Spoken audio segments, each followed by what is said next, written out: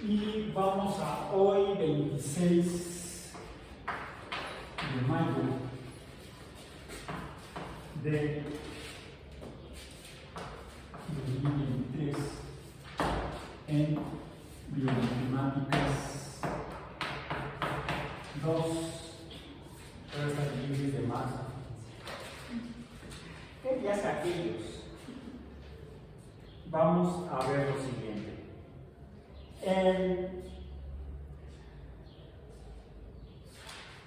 En su curso anterior de Matemáticas 1, el primer tema que se revisa es el de teoría de conjuntos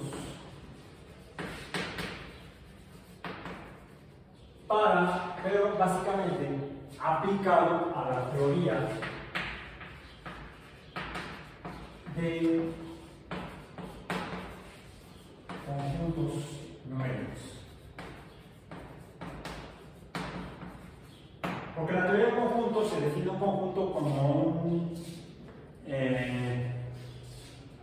como los elementos, como aquello que está conformado por elementos que comparten características en común. Eso es un conjunto. Por ejemplo, tenemos aquí un conjunto de bancas, porque comparten características en común. ¿Cuáles son? Hay un asiento, un respaldo, bueno, son bancas escolares. Un asiento, un respaldo y una paleta. Eso es una banca. Yo veo aquí muchas bancas, y aunque veo algunas que son diferentes, por ejemplo, esta la paleta es material plástico, polímero de carbono, esta es metálica. Bueno, no importa que esta sea, estas son negras, esta metálica también negra, pues bueno, pues es prácticamente igual. Tiene un asiento, un respaldo, una paleta, y aunque esta es metálica y estas son de plástico, pues todas son negras. Y allá atrás veo otras dos que son, no tienen un asiento, un respaldo, una paleta, pero son verdes. No importa, yo defino a los elementos que me interesan como aquellos compuestos por un asiento, un respaldo y una paleta, y eso lo defino como una banca. Entonces no importa si son verdes, si las paletas son metálicas, siempre que vea yo cosas que tengan un asiento, un respaldo y una paleta, pues digo, son bancas escolares, y entonces todas estas conforman un conjunto de bancas escolares. Son los elementos del conjunto de las bancas escolares. Podría yo referirme a aquellas dos verdes y diría, bueno, dentro del conjunto de las bancas escolares, y por ahí hay otra que también parece que tiene otras, al menos tres que parecen tener paleta metálica, pues puedo ver que dentro del conjunto de las paletas escolares puedo encontrar tres conjuntos definibles sus elementos y distinguibles de otros dentro del conjunto de las bancas escolares. Tendríamos el conjunto de las bancas con paleta metálica, de las cuales tenemos 4 elementos, y tenemos el conjunto de las bancas verdes, de las cuales tenemos 2 elementos. Entonces podemos hablar de el gran conjunto de las bancas escolares y de 3 conjuntos dentro de ese conjunto, a los cuales decir entonces el nombre de subconjuntos de las bancas verdes, las de paleta metálica y las de paleta negra. E incluso podemos decir que tenemos 2 subconjuntos, de las paletas negras, no importa cómo son sus paletas, bueno, las bancas negras, no importa cómo son sus paletas, y las bancas verdes. Entonces podemos conocer ese universo utilizando el marco teórico de la teoría de conjuntos. Y hacemos todo un modelo del universo de las bancas escolares.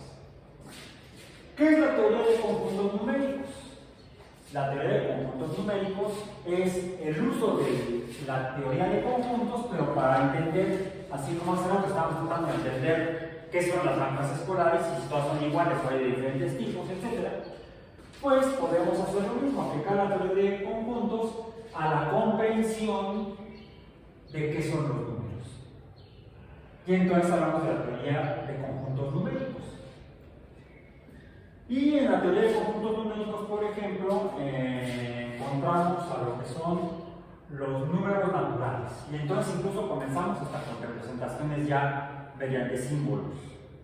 ¿Cuáles símbolos? Simbolizamos a todos los números naturales. Definimos a los números naturales como aquellos que usamos para contar cosas. Pueden ser bancas o pueden ser elefantes. Y entonces podemos usar esos números: una banca, 2 bancas, 3 bancas, 4 bancas, 20 bancas. Todos esos números, comenzando con el número 1 hasta el último que podamos encontrar, son los números naturales que representamos con la letra N mayúscula, así, medio inclinadita y con la primera patita más gruesa que la última. Y así como se representa en la teoría de conjuntos numéricos a los números naturales. Es el conjunto de los números que usamos para contar. Pero no son los únicos números que existen o que podemos concebir en la matemática. Podemos concebir números como hicieron 2 culturas en el mundo de manera independiente y en momentos distintos: la cultura india en el sur de Asia, centro-sur de Asia, y la cultura maya en el sureste del subcontinente norteamericano, en la región que va desde la península de Yucatán hasta Centroamérica incluso. Ahí se desarrolló la cultura maya, que conocieron los números naturales, contaban cosas, pero consiguió un número que yo puedo decir que los números naturales, además de que sirven para contar cosas, los números naturales existen en la naturaleza, por eso son naturales. ¿Por qué? Porque cada uno de estos objetos puede representar un número. Este es el número 1, este es el número 2, y con aquella represento el número 3. Entonces puedo representar los números por las cosas que cuento en la naturaleza. Ahora, yo puedo ver que existen las bancas y existen los elefantes. Y yo les pregunto, ¿existen las hadas azules? ¿Los duendes morados? ¿Los unicornios color de rosa? Entonces, ¿qué fue eso que compré el otro día en la tienda? Bueno, no existen en la naturaleza, son un invento humano. Bueno, así esas 2 culturas, la cultura de la India y la cultura maya, inventaron un número. No son las únicas culturas que han existido desde el inicio de las civilizaciones en la Tierra hace 5.000 años, en los 5 continentes. Ha habido poblaciones humanas en África, al menos de Homo sapiens, al menos desde hace 300.000 años. Luego se dispersaron hacia Asia, Europa, ya estaban en 3 continentes, luego hacia Oceanía, 4 continentes, y luego en América, 5 continentes. 5 continentes de la Tierra poblados. El único que no poblaron, y hasta la fecha se puede decir que no está poblado, está ocupado pero no poblado, porque es la Antártica. Digo, porque la gente no vive ahí, la gente trabaja ahí, pero no está ahí toda su vida, no nace, crece, vive, trabaja y se muere ahí. Bueno, ha habido muertos ahí, pero no porque estén ahí hayan vivido y trabajado, han fallecido por otras causas. Pero no es un continente realmente habitado, está ocupado, es distinto. Entonces, en los otros 5 continentes ha habido diferentes poblaciones de Homo sapiens y que hace 5.000 años comenzaron a desarrollar lo que llamamos civilizaciones.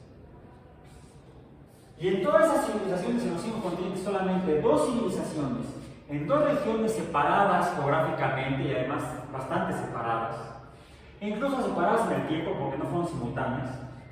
Hubo al menos unos 300 años de diferencia entre lo que se le ocurrió, cuando se le ocurrió a una y luego se le ocurrió a la otra. Esas 2 culturas que fueron la cultura maya en Centroamérica, o en América Central. Más si lo pongo como iniciales, tengo que ponerlo al revés, porque Centroamérica es una sola palabra. Es un vocablo. En cambio, América Central, en las palabras puedo representarlas más apropiadamente por sus iniciales. América Central, y la cultura india en Asia, aquí se la puedo escribir porque aquí casi todas son más letras. Asia son 4 letras. Ahora aquí. Estas dos tuvieron la idea de representar un número con el cual no puedo contar cosas. Porque eso representa el número de no cosas. Profesor que se fumó. No, yo no fui, fueron los mayas y los indios. Ahí me lo contó mi abuelita. Concibieron, le llamamos ahora el cero. El de los mayas es como un grano de cacao, más o menos así. Y el indio era una cosa así. Parecido a nuestro cero. El cero no es un número natural porque no sirve para contar cosas que solamente estos dos pueblos, no sé, estos quizá, no sé qué se metían, pero fueron los que concibieron esta cantidad de no cosas. Cuando lo cuento y no encuentro nada, todos los demás representaban a partir de una cosa y muchas más. Los asirios, que fueron las primeras civilizaciones en Asia, en el suroeste de Asia, los asirios, los babilonios, eran los asirios, los babilonios, o las pobres que poblaban Mesopotamia, los chinos en el este de Asia, los egipcios, los fenicios en la costa este del Mediterráneo, los griegos, los romanos, los incas, los olmecas no concibieron el cero. El cero no forma parte de los números naturales. Es por eso entonces que en la teoría de conjuntos se dice que el cero no forma parte del conjunto de los números naturales, forma parte de otro conjunto, el conjunto de los números reales. Entonces los números reales son los números naturales, los números reales son el conjunto formado, también representados por medio de llaves, son los números naturales. El cero lo voy a poner como lo representamos ahora, la nombrada de cacao, y los negativos de los números naturales. Y me faltan otros números que no son naturales. Los números racionales o que se obtienen de cocientes son razones o proporciones, como un medio es un número racional, 3/5 es un número racional, 3 es natural, 5 es natural, y los números cuya proporción no se puede describir mediante una razón o proporción representable por números naturales. Los números racionales son aquellas proporciones que se pueden representar por números naturales. Un numerador y un denominador, que son números naturales. Esa proporción es un número racional, pero hay proporciones que no se pueden representar mediante números naturales, ni en el numerador ni en el denominador, sino que no son representadas por esta Q, por eso lo representamos con la letra Q asterisco.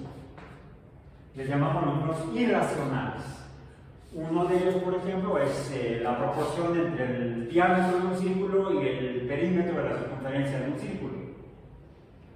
O sea, si yo pongo la magnitud del diámetro y la divido, si pongo la magnitud del perímetro del círculo y lo divido entre el radio, entre la magnitud del radio, no tengo un número natural.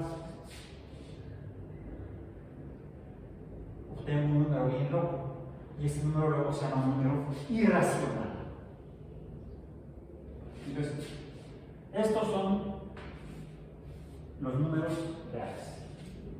Los números naturales, el 0, los números naturales multiplicados por menos 1, los números racionales, los números irracionales, e incluso no importa si son positivos o negativos.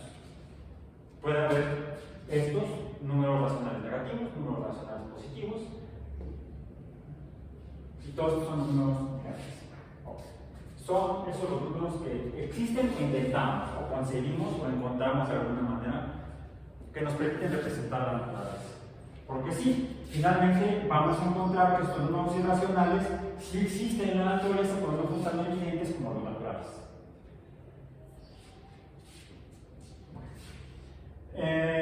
Y los números, entonces, cada cantidad numérica se puede representar ya sea como lo hacían los mayas, con granos de cacao, con rayas y puntos, o como le hacían los romanos, con rayas y rayas, ¿sí?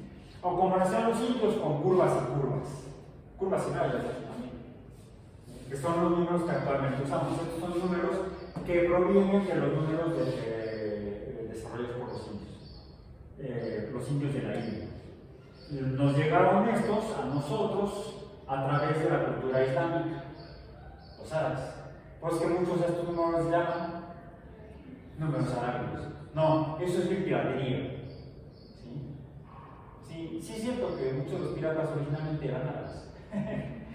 Y eran matemáticos, algunos de ellos. Okay. Otros eran comerciantes, por eso se dedicaban a la piratería. Y ahora me acusan los comerciantes y me dedico a la piratería. ¿Qué vueltas da la vida? Bueno. ¿A qué quiero llegar con esto antes de que se acabe el tiempo de clase y no hemos visto el tema de hoy? El hecho es que las cantidades que se representan por números, los números son representaciones abstractas y simbólicas de cantidades de cosas.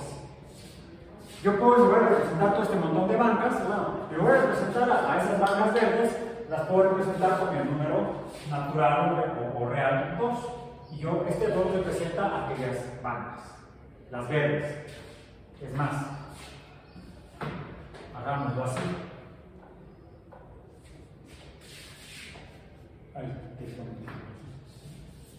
Hablemos de bancas.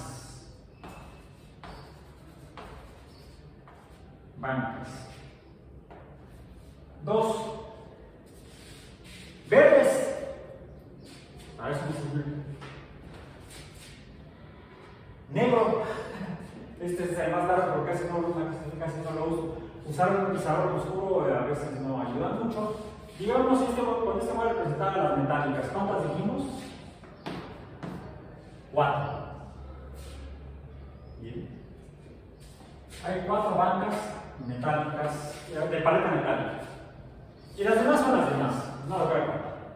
Pero yo puedo representar, en lugar de escribir o dibujar 2 bancas, pongo el número 2 con gis verde y ya sé que me refiero a esas 2 bancas verdes. Pongo el 4 con el gis negro y ya sé que me refiero a las 4 bancas negras con paleta metálica. Es decir, yo puedo finalmente representar cosas con números, pero lo más interesante es que puedo representar números de diferentes maneras. Y no porque lo pueda hacer con los símbolos de los mayas o los símbolos de la India, sino que lo puedo hacer con términos matemáticos. Incluso aludiendo a los números reales. Yo puedo, de regreso aquí, gris, escribir el número 1/2, el número racional 1/2, pero puedo decir que esto es lo mismo y este es otro símbolo matemático que me significa que lo que esté acá tiene que ser igual a lo que está del otro lado. En los tipos iniciales de la matemática europea, antes del Renacimiento, de hecho se escribía así: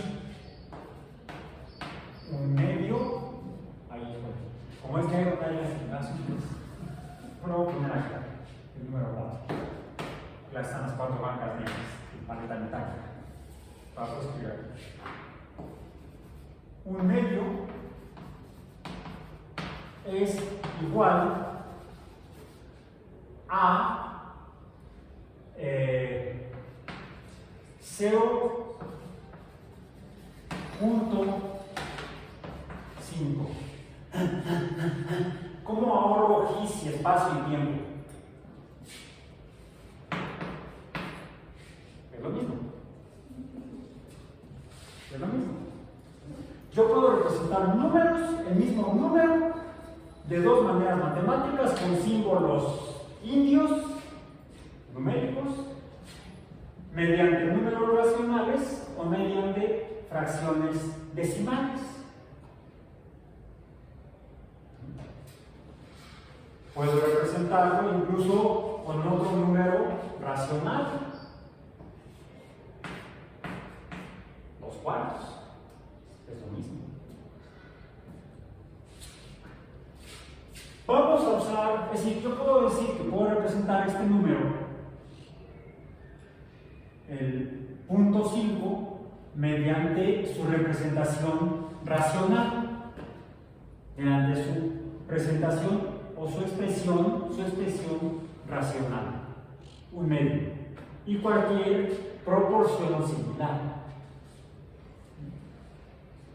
5 décimos, etc. Hay entonces la posibilidad de representar números, en este caso hagámoslo con números enteros, no con pedazos de ellos. No nos conformemos con pedazos, sino con cosas complejas. De hecho, los números enteros se representan con la letra zeta. Zeta es el conjunto de los números enteros. Entonces, el conjunto de los números naturales, el conjunto de los números enteros, el conjunto de los números racionales. Los números racionales son aquellos formados por proporciones de números enteros. Los números irracionales son aquellos que se pueden representar por mediante proporciones de números enteros. Pi. Es más, ese número lo puedo representar, terminando esta idea, puedo representar el 3.14 y aquí me quedo, le pongo periodo. Eso es lo que significan los 3 puntos, y sigue, porque no es una fracción o número decimal definible con un último dígito decimal. Nadie conoce el último decimal de esto.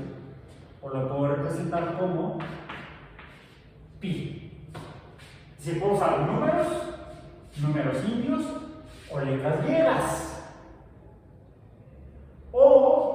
Y ahora sí prometo que va a ser el último ejemplo, porque además lo vamos a usar al rato. Lo voy a poner acá. El número 2.71, también periodo. 2.71 creo que sí. Si no me equivoco, y al rato lo revisamos. Este se representa con no con una letra griega, sino con una letra latina, la E. Es el número E. Así como es el número pi, 3, 14, 15, 92, 64, etc. El 2, 71, etc. es el número E. Es igual. Yo puedo representar entonces al número 5 con su representación, así como el punto 5 lo presento en su representación racional. Yo puedo presentar el 5 en su representación logarítmica. ¿Cómo lo hago? En realidad es así. Ya han visto conocer logarítmica en cuál base. Recordemos que en el curso anterior de Geometría y Multiplicación, cuando revisamos todo esto, incluso revisamos a los números naturales. A los números logarítmicos, además de los naturales. Y reconocemos que un número logarítmico se define sustentado en un número base. En este caso usemos como la que es en sí un número además. La base es un número, se define mediante un número.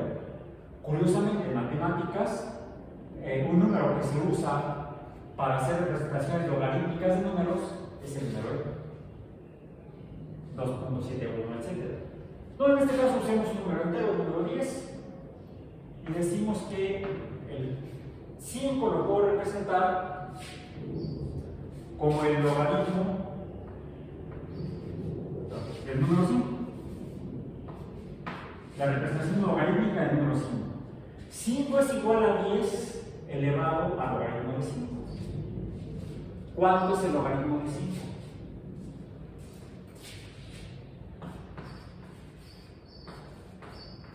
¿Cuál es el que se calculador?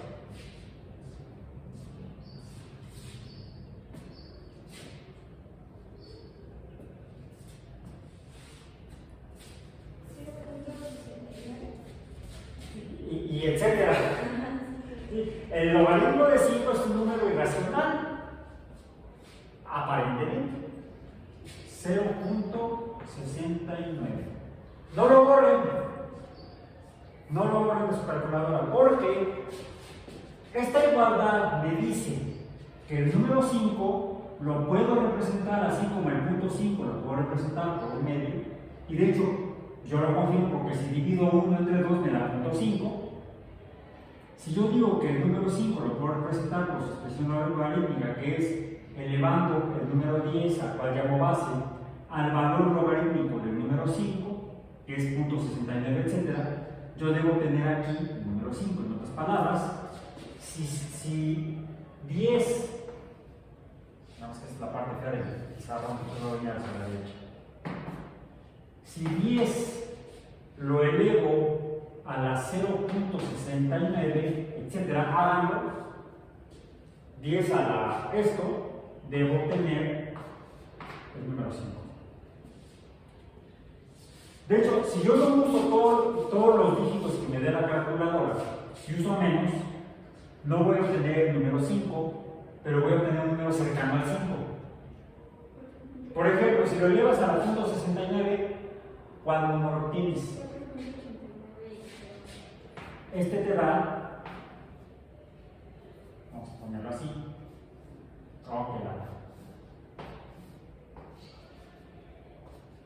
4.89, está solamente a punto 11 de 5, o sea, no está lejos del 5. Yo sé que si conozco entonces más decimales del logaritmo de 5, me voy a ir acercando al número 5, a esta igualdad. Okay.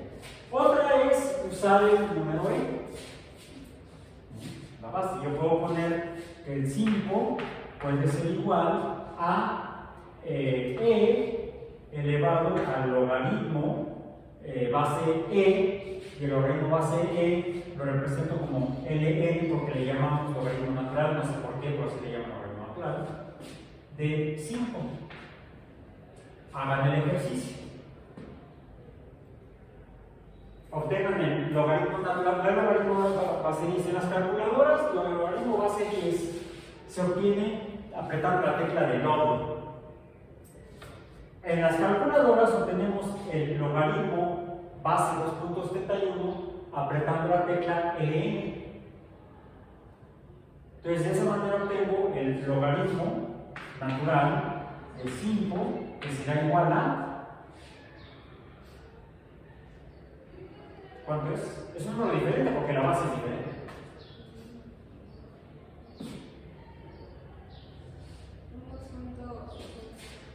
1. ¿Qué? 60. Ok. ¿Qué sucede si yo elevo E a la 1.60?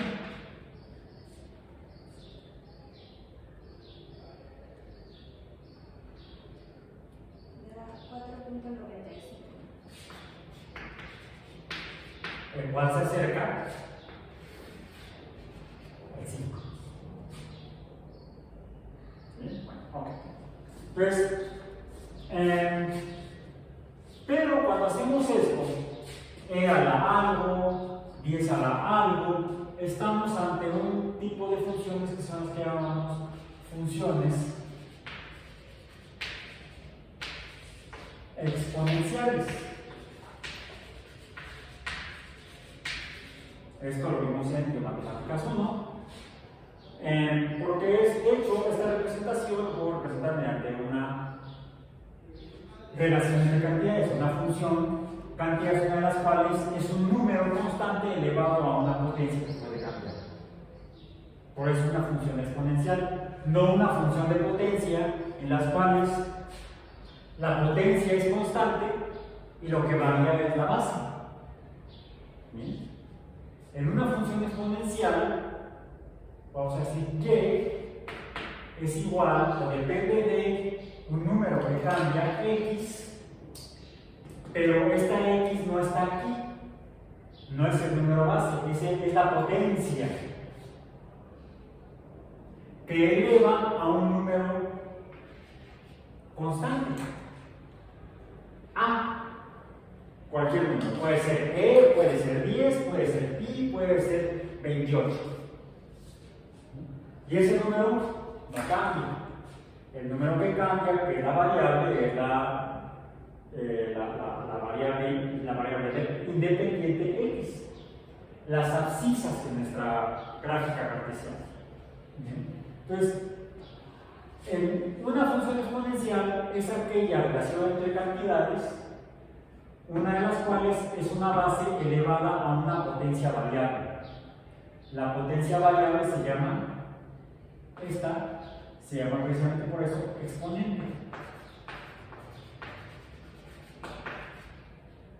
Mientras que para un número cualquiera, vamos a decir, para el número, que digamos que es igual a x a la a, ¿sí? Este número se llama potencia, porque es constante. Cuando este número es variable, ya no se llama potencia, se llama exponente. Y me da lugar, esto son funciones potenciales o de potencia. Estas son funciones exponenciales. Bueno, ya vimos cómo podemos, y de hecho hicimos el ejercicio ayer, graficamos algunas funciones de potencia, lo hemos hecho desde el principio del curso, revisamos las funciones de potencia y vimos que son funciones no lineales, nos dan curvas, como parábolas, por ejemplo. Dependiendo del tipo de número que sea la potencia, si es positivo, negativo o racional, etc., pues va a variar la forma de la curva de la función no lineal. Podrá ser parábolas cóncavas arriba o cóncavas abajo, dependiendo de quién sea A.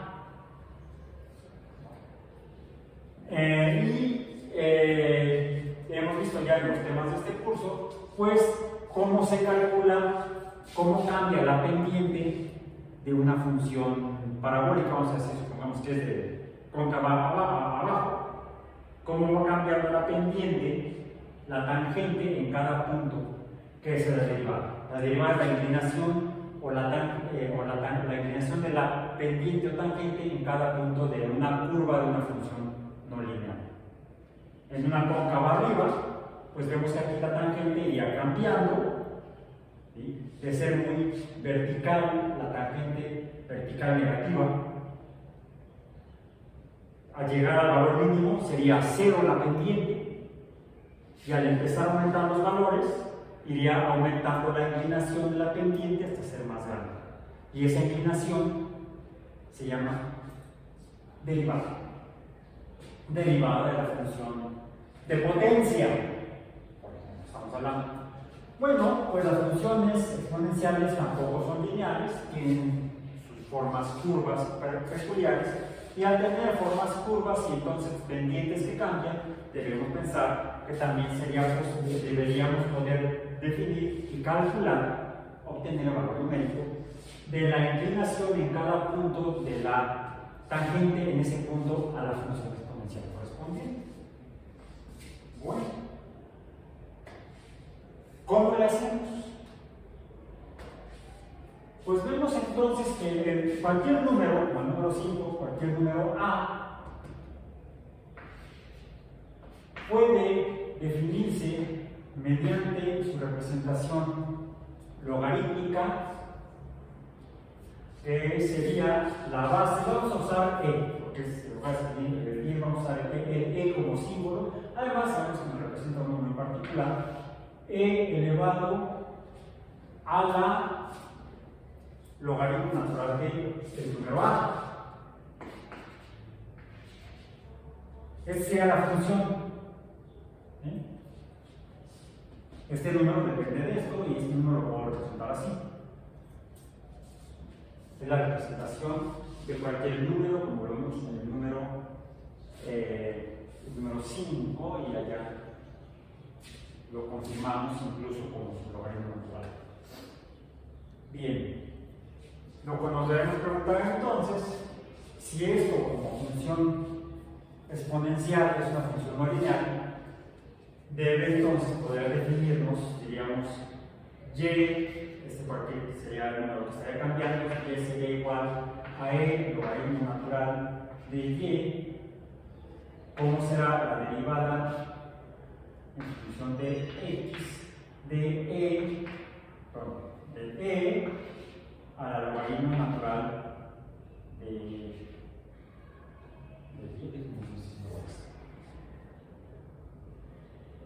No, esto aquí el número a, lo natural del número a elevado a la x. Finalmente es la variable, para que sea una función exponencial. Si es y, ya no es función exponencial. ¿Cuál es la derivada de esto? ¿Cómo se define? ¿Cómo se obtiene? Pues es aquí donde nos es útil la regla de la cadena. La regla de la cadena, porque esto será entonces la derivada del logaritmo natural de a. Esto, que es la potencia, multiplica entonces a e. ¿Sí? La regla general lo aplicamos, por ejemplo, en las funciones de potencia. Esto finalmente es una potencia. ¿Qué pasa? Esto pasa a multiplicar al número que tengo yo aquí abajo. O sea, entonces, logaritmo natural de a la x multiplica a e. Logaritmo natural de a. Logaritmo natural de a, no es nada más. Que multiplica a e por todo lo demás, que es el logaritmo natural de a la x. Es decir, esto y esto. El logaritmo natural sería la derivada de e a todo esto, en sí es una función. Acá tenemos el logaritmo natural el logaritmo natural de acá. Esto lo que tenemos son dos funciones, entonces, tengo una función aquí, esta, en las cuales una es e, llamémosle, a la x, pero tengo otra que es, vamos a decir, sí, x, vamos a decir esta para la y, no se dice así. Y, no está bien, x. Y esta x es igual a el logaritmo natural de a la x. Entonces no puedo poner y. Ahí está, esto es y. Esto sería, todo esto es y. Todo esto es y.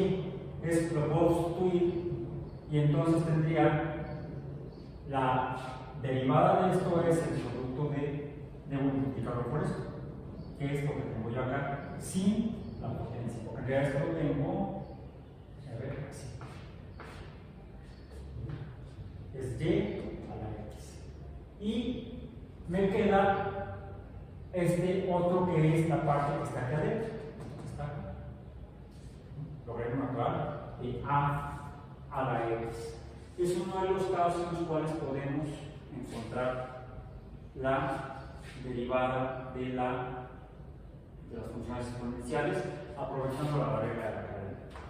Y para terminar el día de hoy, vamos a hacer un par de ejercicios en el que revisemos la regla de la cadena.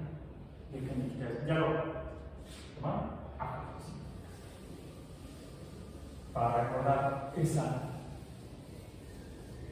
regla de la cadena, ¿cómo la aplicamos? Dijimos que la regla de la cadena es que la derivada en digamos así. La derivada en x de z de y de x.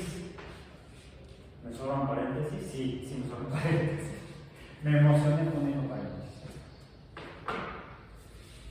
La derivada de una función así, que esto es una función compuesta, porque es una función que depende de z de y, depende a su vez de otra función, que es y de x. Yo puedo simplificar esto poniéndolo así, esto sería igual, la función será z de y de x. Esto es lo mismo. Esta función. Esta sería la derivada de la función. ¿Cómo defino la derivada de la función?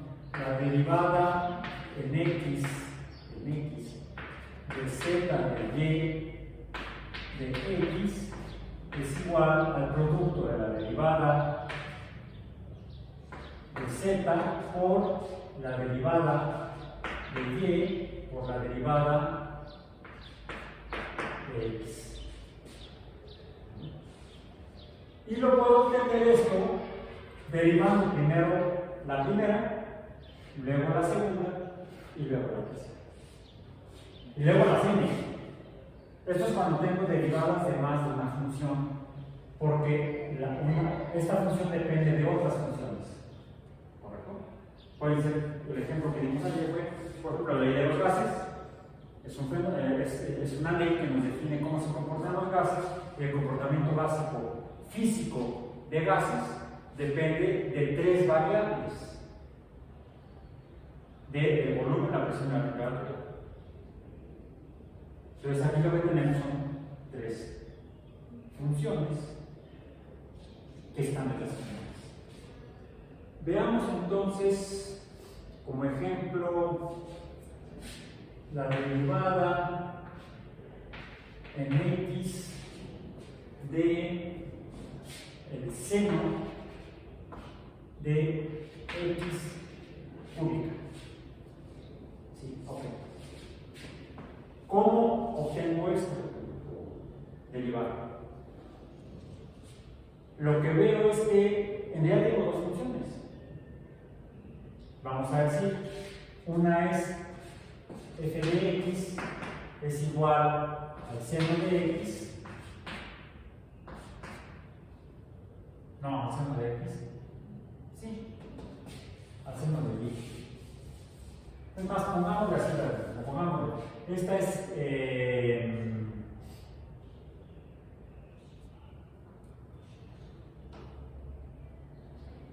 la función f. Es el seno de x, de y. Y y es x al cubo.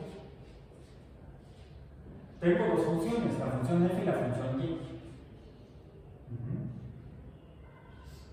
O en estos términos podría usar aquí z. Z es seno de y es x cúbica. Z y es esta, f de x. ¿Cuál es la derivada? ¿Cuál es la derivada o y' de x cúbica? ¿Recuerdan que es una de las reglas básicas? 3x cuadrado. Okay. ¿Y cuál es la derivada de z? La derivada del seno es el coseno de y. ¿Ok? Ahora, entonces, ¿cuál es la derivada del seno de x cúbica? Es el producto de la derivada de z, que sería el coseno de y. ¿Cuál es y? X cúbica. Es el coseno de x cúbica por la derivada de x cúbica. 3x cuadrado.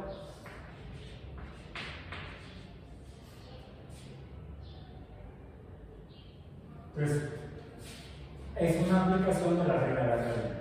En realidad, no es una, son dos funciones. Esta función la puedo descomponer, por eso llamamos funciones compuestas. Es una función compuesta porque la puedo descomponer en dos funciones. En la función seno de algo y en la función que está aquí algo, x cúbica. Verifique. Dice que uno requiere para verificar evidencias, hay que ver. ¿Cuál es la evidencia de que esto es cierto? ¿Cómo la podemos ver? ¿Cómo la podemos visualizar? En casa, en papel milimétrico, recuerden, tabulen mi gráfica en esta función. X y Y. Le doy valores a X, calculo cuando X igual a 1, 1 al cubo es 1, seno de 1. Cuando X es 2, 2 al cubo sería 2 por 2, 4 por 2, 8, seno de 8. Cuando X igual a 3, 3 al cubo, 3 por 3, 9 por 3, 27. Seno de 27. Ya tengo mi tabla, mi gráfico, y veo cómo se ve, qué forma tiene. Ok. Luego grafico la derivada. Tabulo, todo está en función de x y me va a dar un valor y, que ese valor y es la derivada de esta función. Va a ser la gráfica de la derivada. Aquí obtengo la gráfica de la función de este. Y aquí obtengo la gráfica de la derivada. Sería cuando x igual a 1, 1 coseno de 1 al cubo es 1, coseno de 1 por 3 por esto, que sea 3, coseno de 1 por 3, me va a dar 1. Luego, cuando x igual a 2, en esta, la derivada, 2 al cubo, 2 por 2, 4 por 2, 8, coseno de 8 por 3 por 4, o sea, 2 al cuadrado es 4, 4 por 3, 12, sería coseno de 8 por 12. Y eso es cuando x igual a 2. Cuando x igual a 3, coseno de 3 al cubo por 3 al cuadrado por 3. Y así obtengo mis valores de la tabla de la gráfica, para la gráfica de la derivada de esta función. Recuerden, esto es igual a todo esto. Esto no es f de x. Esto es la derivada de f de x o de f de x, esta función, que a su vez es una función compuesta. Hagamos un ejemplo para que luego lo boten en tu casa.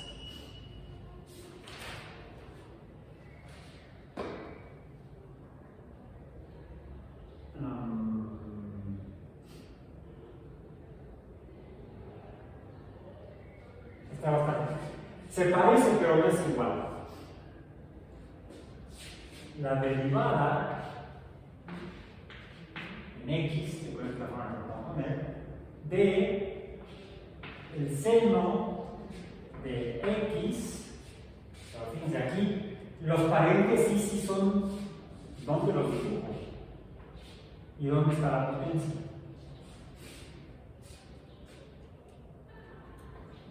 Y cuando grafiquen esta y su derivada y la comparen con esta y su derivada, ustedes van a ver que no es lo mismo. Aquí, ¿cómo es? ¿Cómo grafico esta función? Seno de 1 y el resultado elevado al cubo. En cambio, aquí era 1 al cubo, seno. 2 2 al cubo, seno. Aquí es seno de 2. Y el resultado al cubo. Son 2 funciones. ¿Cuáles son esas 2 funciones? Z es y al cubo. Y es seno de x. No son las funciones. Aquí el seno era de y, aquí el seno es de x. Aquí lo elevado al cubo era x, aquí lo elevado al cubo es y. Son 4 funciones diferentes.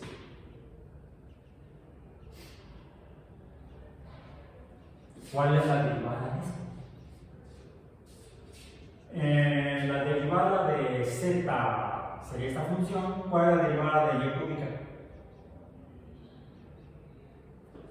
No me dijiste la de x cúbica. 3 y al cuadrado. 3. ¿Quién es y? Seno de x.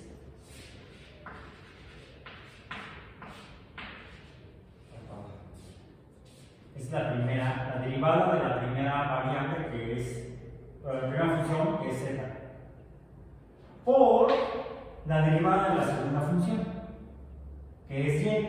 Seno de x es coseno de x.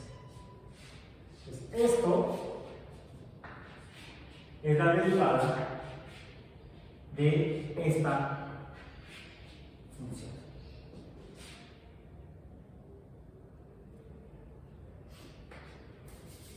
Ok. Pues creo que con esto tenemos para, sin aburrirles el fin de semana ni echárselos a perder.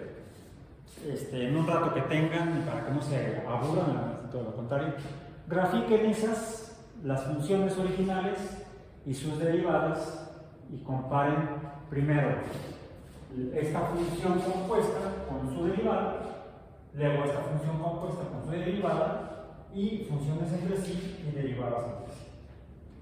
Y con eso es suficiente para entretenernos por lo que nos queda de esta semana. Nos vemos el próximo martes.